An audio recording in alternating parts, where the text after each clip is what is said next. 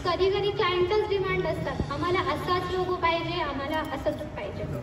मग ते तुम्हाला पण माहिती पाहिजे ना ॲक्च्युली त्याच्यामध्ये काय असतं.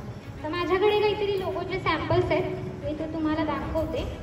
म्हणजे एक तुम्हाला बेसिक आयडिया येईल की तुम्ही एक्झॅक्टली लोगो म्हणजे वेडिंग लोगो म्हणजे काय असतं इव्हेंट स्टेशनरीमध्ये.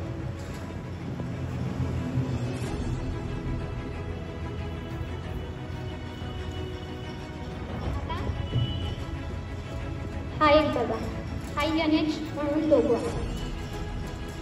हा निखिल आणि हिमानी यांचा व्हिडिओचा लोगो होता हा.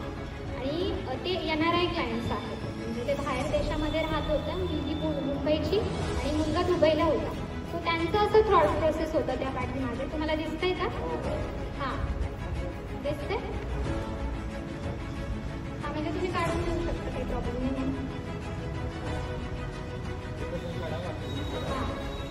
तर हे जे असतं, आता तुम्ही यात जर पाहिलं तर इथे मुंबईचं पण दिसतंय आणि दुबईच्या पण बिल्डिंग दिसतंय. याच्यातून काय लगेच तिथून काय होतंय की अरे ती इकडची आहे आणि मुलगा तिकडचं आहे खरं. म्हणजे त्या लोगोमध्ये इतकी ताकद आहे की तुम्हाला ॲटोमॅटिक समजतं अरे काय भावना आहेत त्यांच्या त्या पाठीमागच्या. म्हणजे लोगो ह्यासाठी पण इम्पॉर्टंट आहे. कधी कधी आता बघा ह्यांची थीम काय झाली की आता ते परदेशात आहेत आणि इकडे.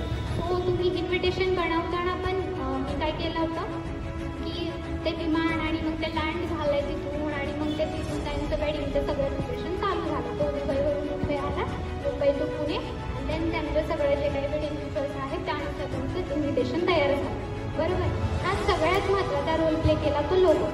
कारण ते लगेच म्हणजे तुम्ही स्वतःच म्हटलं मला जास्त बोलायची गरज नाही. मग ह्या गोष्टी असतात. आता हे फक्त झालं एवढं. कधी कधी काय होतं आपल्या थीमनुसार पण काही लोकांचं असं असतं की हां चला झालं, म्हणजे आम्हाला फक्त लोगो करून द्या, मग तुम्ही कोणत्या पण फॉर्मॅटमध्ये ते करून द्या. पण as a planner, as a event designer किंवा तुम्ही जर एखादा हायर केला तर त्याला तुमचं काम आहे सांगणं की हां अरे त्यांनी सांगितलं पण आपल्याला बेस्ट द्यायचं आहे. सो तुमच्या ज्या इलेमेंट्स तुम्ही इव्हेंट याच्यामध्ये यूज करणार आहात ते इलेमेंट्स घेऊन, तो फॉर्म घेऊन तुम्ही तो लोगो रेडी करू शकता. आता तुम्ही जर अंबानीचं लग्न पाहिलं असेल आता राधिकाने, तर त्यांचा जो वेडिंग लोगो होता तो आणि रचा होता, जर तुम्ही ऑब्झर्व केलं असेल. म्हणजे सगळ्याच गोष्टी ह्या खूप इव्हेंट लाईनमध्ये ना आपलं डोळ्यामध्ये ठेवा असं म्हणतात ना, तो प्रकार आहे. खूप गोष्टी ट्रेंडनुसार चेंज होतात आणि ट्रेंडनुसारच बदलत असतात. म्हणजे तुम्हाला जर एखादी गोष्ट आज डोक्यात क्लिक झाली तर तुम्ही नवीन ट्रेंड तयार करता. हे असं असतं. आणि हे काम कोण करतं? हे डिझायनर लोक काम करतात.